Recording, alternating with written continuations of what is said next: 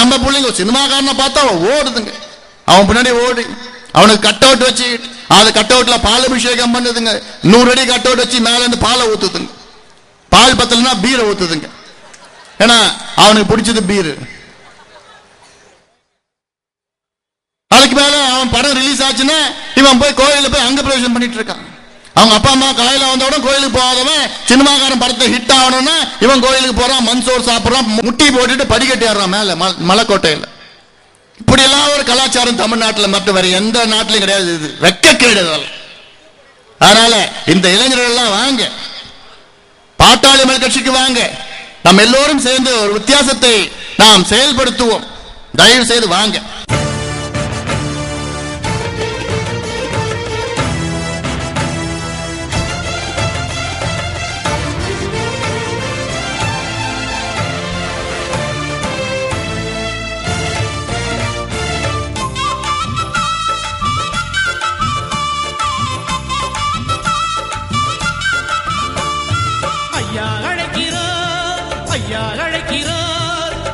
பெண்ணும் ஓடி வாங்க ஐயா அழைக்கிறார், ஆளும் நேரம் ஓடி வாங்க ஐயா அழைக்கிறார்.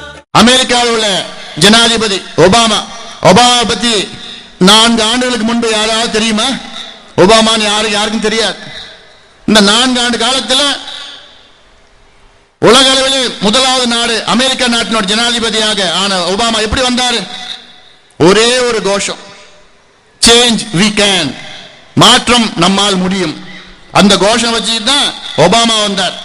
அந்த மாற்றத்தில் தான் நம்ம வரப்போறோம். பாட்டாளி மக்கள் கட்சி அந்த கோஷத்தில் வரப்போம். மாற்றம் நம்மால் முடியும், நிச்சயமா நம்மால் முடியும். அதனால இந்த திராவிட கட்சிகள் ஆட்சி செய்தது போதும். இந்த திராவிட கட்சிகள் சாதாரண துரோகம் பண்ணல. தமிழ்நாட்டுக்கு எவ்வளவு துரோகம் பண்ணி இருக்கிறான். பட்டியல் எவ்வளவு பட்டியல் இருக்கு. கச்சத்தீவு இன்னைக்கு ஏன் நம்ம தமிழ் மீனவர்கள் எல்லாம் சுட்டுக் கொண்டுறாங்க? இலங்கைக்காரன்.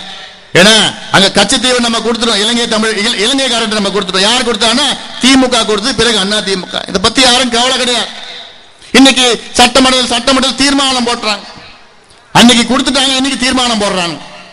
இந்த திராவிட கட்சியில் இதே வேலை தான். ஒண்ணு கடிதம் எழுதுவாங்க, இல்ல அறிக்கை விடுவாங்க, இல்ல வசனம் பேசுவாங்க. இதுதான் வேலை அவங்களுக்கு, வேற எதுவும் வேலை கிடையாது. மக்களை ஏமாத்தி. இலங்கை தமிழர் பிரச்சனை இது சாதாரண பிரச்சனையா? கடல் கடந்த நம் தமிழின மக்கள் கொடூர முறையில லட்சக்கணக்கான தமிழ் உயிர்களை கொலை செஞ்சாங்களே இந்த ராஜபக்சே.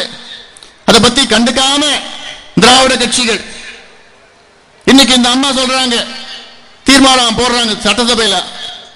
அன்னைக்கு இருந்த முதலமைச்சர் ஜெயலலிதா இந்த அம்மா அன்னைக்கு இருந்தாங்க. அன்னைக்கு என்ன தீர்மானம் போட்டாங்க சட்டசபையில? மாவீரன் பிரபாகரனை இந்தியாவுக்கு அழைத்து வந்து தூக்கிலிட வேண்டும் என்று தீர்மானம் போட்ட இதே ஜெயலலிதா அவர்கள் தான். கலைஞர் ஒருபடி மேலுக்கு போனார், அங்க எல்லாம் செத்து முடிச்சுட்டான். இவர் வந்து உண்ணாவிரதம் இருக்கிறாரா இங்க தமிழ்நாட்டில்? எவ்வளவு நேரம்னா 1/2 மணி நேரம் உண்ணாவிரதம். கேட்டா நான் உலக தமிழர் தலைவன், 1/2 மணி நேரம் உண்ணாவிரதம் இருந்து அங்க எல்லாம் நான் உயிரை காப்பாத்திட்டேன். இப்படி எல்லாம் ஏமாத்தின திராவிட கட்சிகள் ஒரு பக்கம். ஆனா நம்முடைய ஐயா அவர்கள் ஜெயலலிதா ஆட்சியில இலங்கை தமிழர்களை பத்தி பேசுவதற்கு பயந்த அந்த காலம். ஐயா மட்டும் தைரியமாக பேசினார். என்ன பேசினார் ஐயா? அன்னைக்கு அப்போ யாராவது பேசினா ஜெயில போட்டுருவாங்களாம். அன்னைக்கு பேசுறாரு, எனக்கு ஓராண்டு கிடையாது, 7 ஆண்டு இல்ல 70 ஆண்டுகள் வேண்டுமான் நான் சிறைக்கு செல்ல தயார். எனக்கு பிறகு என் மகன் செல்வான், அவனுக்கு பிறகு அவன் பிள்ளைகள் செல்வார்கள். ஆனா இன்னைக்கு யாரோ வந்து ஏமாத்திக்கிட்டு நான் இலங்கை தமிழருக்காக நான் பாடுபடுறேன் கட்சியை தொடங்கி மக்கள் பணத்தை, அங்க இலங்கை மக்கள் பணத்தை எடுத்து ஏமாத்திட்டு இருக்காங்க. ஏதோ அரசியல் பண்ணிட்டு இருக்காங்க. அவங்களை யாரும் நம்ப வேண்டாம் நீங்க. அதனால இதெல்லாம் இந்த திராவிட கட்சிகள் செய்கின்ற துரோகங்கள். காவிரி நீர் பிரச்சனை இது சாதாரண பிரச்சனையா?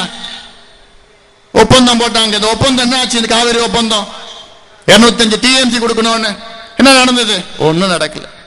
இந்த ஒப்பந்தம் கேரளாக்காரன் சொல்றான், முல்லை பெரியார் பிரச்சனையில சொல்றான், நாங்களும் ஒப்பந்தம் போடுவோம், நாங்களும் புதுசா அணையை கட்டுவோம். ஒப்பந்தம் போட்டு இப்ப வர தண்ணீர்லாம் நாங்க தமிழ்நாடு கொடுப்போம். யாருக்கு வேணும் ஒப்பந்தம்? ஒப்பந்தம் கீழ்ச்சி போடையா? இதுக்கு முன்பு போட்ட ஒப்பந்தம் எல்லாம் நாங்க பார்த்துட்டோம். ஒருபொழுதும் நாங்க விடமாட்டோம். பாட்டாளி முயற்சி ஒருபொழுதும் அனுமதிக்காது. புதிய அணை கட்டுவதற்கு அனுமதிக்காது. அந்த இருக்கிற அணை இருக்கணும். இதுக்கு மேல இந்த நீர் மட்டத்தை உயர்த்த வேண்டும். 142 அடியா உயர்த்தணும். இது யார் தவறிட்டாங்கன்னா அண்ணா திமுக அப்ப ஆட்சியில் இருந்தாங்க. பிறகு ஆட்சி வந்து திமுக மாறி அடிக்கிட்டே போலாம் இவங்களை பத்தி. அதனால இவங்க செய்த துரோகங்கள். பாலாற்று உரிமைகள், பாலாறு அதுல அணையை கட்டிட்டான். யார் கட்டினா? அங்க கர்நாடகால 80 கிலோமீட்டர் வருது. அந்த 80 கிலோமீட்டர்ல கிட்டத்தட்ட 25 தடுப்பணைகள் கர்நாடகாவில் இருக்கு. பாலாறுல 30 கிலோமீட்டர், அந்த 30 கிலோமீட்டர்ல 25 தடுப்பணைகள். தமிழ்நாட்டில் 240 கிலோமீட்டர், அந்த 240 கிலோமீட்டர் வெறும் 5 தடுப்பணைகள் கட்டியிருக்கான் நம்பால். இதெல்லாம் கேட்டா வசனம் பேசி தீர்மானம் போடுவாங்க, அவ்வளவுதான், வேற யாரும் செய்ய மாட்டாங்க. ஆனா இதற்கு போராடுகின்ற ஒரே கட்சி நம்முடைய பாட்டாளி மக்கள் கட்சி தான். நீர்ப்பாசன திட்டங்கள், இரிகேஷன் ஸ்கீம், நான் அமைச்சராக இருந்த பொழுது அப்போ ஒரு அறிக்கையை நான் பார்த்தேன். அந்த அறிக்கையில மொத்தம் நீர்ப்பாசன திட்டங்களுக்கு, இரிகேஷன் ஸ்கீம்ஸ்க்கு கடந்த 30 ஆண்டு காலமாக ஒவ்வொரு மாநிலத்துக்கும் எவ்வளவு ஒதுக்கீடு என்று சொன்னார்கள். அந்த பட்டியலில் போட்டு இருந்தது. அந்த ஒதுக்கீடு பார்த்தா மனசெல்லாம் அப்படி எவ்வளவு. மகாராஷ்டிரா மாநிலத்துக்கு கிட்டத்தட்ட 55,000 கோடி ரூபாய் நிதி ஒதுக்கீடு நீர்ப்பாசனத்துக்கு. அடுத்து கர்நாடகாவுக்கு கிட்டத்தட்ட 50,000 கோடி, ஆந்திராவுக்கு 48,000 கோடி, மத்திய பிரதேசுக்கு 40,000 கோடி, இப்படி குஜராத்துக்கு 40,000 கோடி. தமிழ்நாடுக்கு எவ்வளவு தெரியுமா போட்டிருந்தாங்க? 210 கோடி. அந்த 210 கோடியும் அந்த புள்ளியை போட்டு பக்கத்துல அது செலவிடவில்லை போட்டாங்க. ஆக இந்த 30 ஆண்டு காலமாக ஆண்ட திராவிட கட்சிகள் நமக்கு பெற்றது எவ்வளவுனா வெறும் 210 கோடி. அந்த 210 கோடியும் செலவு பண்ணல. இதை விட ஒரு பெரிய துரோகம் யாராவது செய்வாங்களா? இதெல்லாம் அந்த செய்திகள்லாம் மக்கள் கிட்ட போய் சொல்லணும். சாராயத்தை கொடுத்துட்டு இருக்காங்க. இன்னைக்கு நம்ம கலாச்சாரத்தை மாத்தி நம்ம இளைஞர்கள் குடிகார நாடாக மாற்றிக்கொண்டிருக்கின்ற இந்த திராவிட கட்சிகளை நாம் அகற்றுகின்ற நேரம் வந்துவிட்டு. நம்முடைய மாவீரன் சொன்னார், எங்கும் தமிழ், எதிலும் தமிழ், தமிழ் ஆட்சி மொழி. எங்கேயா நடக்குதா? ஆரம்ப கல்வியிலிருந்து ஆராய்ச்சி கல்வி வரை தமிழ் படிக்காமலே இங்க இங்கிலீஷ் படிச்சுக்கிட்டே போயிடலாம். தமிழ்நாட்டில் தமிழ் படிக்க தேவையில்லை. மத்தியில் ஆட்சி மொழி ஆக்க வேண்டும் தமிழ் மொழின்னு சொன்னாங்க, அதுவும் நடக்கல. இதெல்லாம் வெறும் கோஷம் தான் அவங்களுக்கு. அதனால இதெல்லாம் ஏன் நான் சொல்றேன்னா, இந்த வித்தியாசங்கள் பாட்டாளி மக்கள் கட்சிக்கோ மற்ற திராவிட கட்சிகளுக்கோ வித்தியாசங்கள் இருக்கிறது.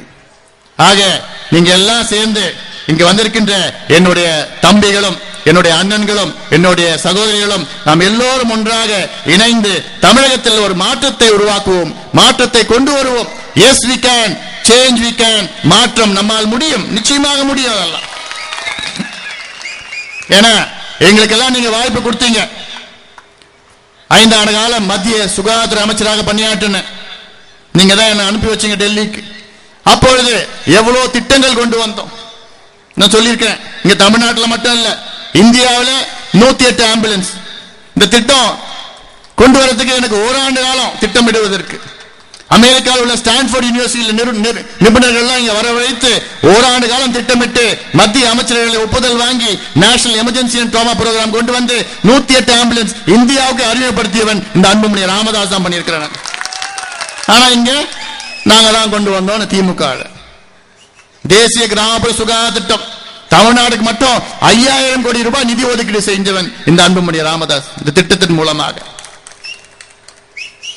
பொது இடங்களிலே புகைப்பிடிக்க கூடாத சட்டத்தை கொண்டு வந்தவன் பாட்டாளி மக்கள் கட்சி உடைய அமைச்சர்.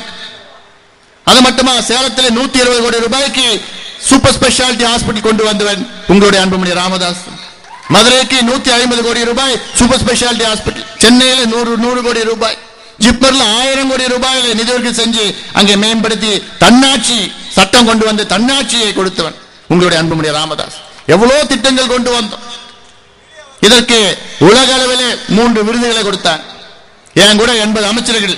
இந்த 80 அமைச்சர்கள் 79 பேர் ஒரு விருது கூட வாங்கல. ஆனா உங்களுடைய அன்புமணி ராமதாஸ் 3 விருதுகள், உலக அளவிலே விருதுகள், வெள்ளக்காரன் கொடுத்தான் விருதுகள் கொடுத்தான். இப்பதான் விருதுன்னா காசு கொடுத்தா கொடுத்துறான், யார் யாருக்கு வாங்குறாங்க விருது கொடுத்துறான். டாக்டர் பட்டம் எவனோ வாங்கிட்டு வரான். 2000 ரூபாய் கொடுத்தா டாக்டர் பட்டம் கொடுத்துறான். கேட்டா டாக்டர் விஜயகாந்த் போடுறான். நாங்கெல்லாம் படிச்ச டாக்டர், நாங்களா ஐயா படிச்ச டாக்டர். ஏன்னா இப்படி எல்லாம் மக்களை ஏமாத்திட்டு இருக்காங்க. லாயலா காலேஜில் ஒரு சர்வே பண்ணாங்க, அப்ப அமைச்சரா இருக்கிறான். அந்த சர்வேல தமிழகத்தில் இருந்து சென்ற 13 அமைச்சர்கள், மத்திய அமைச்சர்கள் 13 பேர் டெல்லிக்கு போனாங்க. அந்த அமைச்சர்கள் யார் 1வது அமைச்சர், 2வது அமைச்சர், 3வது அமைச்சர் பட்டியல் போட்டு சர்வே பண்ணாங்க. அந்த சர்வேல அந்த பட்டியல் வெளியிட்டாங்க. அதுல பார்த்தா முதல் அமைச்சர் அன்புமணி ராமதாசன் போட்டிருந்தது. இரண்டாவது அமைச்சர் ப. சிதம்பரம், மூன்றாவது அமைச்சர் நம்முடைய அரங்கவேலு, ரயில்வே துறை இணை அமைச்சர் அரங்கவேலு. அப்ப நினைச்சு பாருங்க, 13 பேர்ல முதல் 3 பேர்ல 2 பேர் பாட்டாளி மக்கள் கட்சி அமைச்சர்கள். ஆக எங்களால் நிச்சயமா முடியும், பாட்டாளி மக்கள் கட்சியால் நிச்சயமா முடியும். எங்களால முடியலன்னா வேற யாரால முடியாது. எங்களுக்கு தகுதி இல்லைன்னா வேற யாருக்கும் தகுதி கிடையாது. எங்களுக்கு எல்லா தகுதியும் இருக்கு. பாட்டாளி மக்கள் கட்சிக்கு எல்லா தகுதியும், பாட்டாளிகளுக்கு எல்லா தகுதி கிடையாது இருக்கு. ஆக இந்தியாவுக்கே திட்டங்கள் கொண்டு வந்தோம், தமிழ்நாடு எங்களால் கொண்டு வர முடியாதா என்ன? எவ்வளவு கொண்டு வரலாம். ஆக இது போன்ற பொதுக்கூட்டங்கள் வாயிலாக இந்த மாற்றத்தை, அரசியல் மாற்றத்தை நாம் கொண்டு வருவோம். பாட்டாளி மக்கள் கட்சிக்கும் மற்ற திராவிட கட்சிகளுக்கும் இந்த மாற்றம், இந்த வித்தியாசங்களை, இந்த விளக்கங்களை எல்லாம் நம்முடைய இன சொந்தங்களுக்கு எல்லாம் நீங்கள் சொல்ல வேண்டும். கிராம கிராமமா சொல்லி இந்த மாற்றத்தை, இந்த புரட்சியை ஏற்படுத்த வேண்டும். இங்கு வந்திருக்கின்ற என்னுடைய இளம் சிங்கங்களும் இளம் தம்பிகளும், எழுச்சி உள்ள வெறி பிடித்த என்னுடைய தம்பிகளும் தங்கைகளும் அண்ணன்களும் நாம் எல்லோரும் சேர்ந்து இந்த மாற்றத்தை உருவாக்குவோம். தமிழகம் இளைஞர்களே, எங்கள் பின்னால் வாருங்கள், எங்களுக்கெல்லாம் ஒரு வாய்ப்பு தாருங்கள். இந்த மாற்றத்தை நாம் எல்லோரும் சேர்ந்து உருவாக்குவோம் என்று சொல்லி இந்த நிகழ்ச்சியை மிக சிறப்பாக ஏற்பாடு செய்த நம்முடைய மாவீரன் அவர்களும் அனைத்து கட்சி பொறுப்பாளர்களுக்கும் என்னுடைய மனமார்ந்த வாழ்க்கையிலும் பாராட்டுகளும் தெரிவித்துக் கொண்டு, இங்கே வந்திருக்கின்ற எழுச்சி உள்ள என் தம்பிகள் தங்கைகள் அண்ணன்கள் எல்லாம் அமைதியான முறையில் பத்திரமாக நீங்கள் வீட்டுக்கு செல்ல வேண்டும் என்று இந்த நேரத்தில் கேட்டுக்கொண்டு, இந்த நிகழ்ச்சியை சிறப்பாக ஏற்பாடு செய்த அத்தனை பேருக்கும் என்னுடைய மனமார்ந்த வாழ்த்துக்கள், பாராட்டுக்கள். நன்றி, வணக்கம்.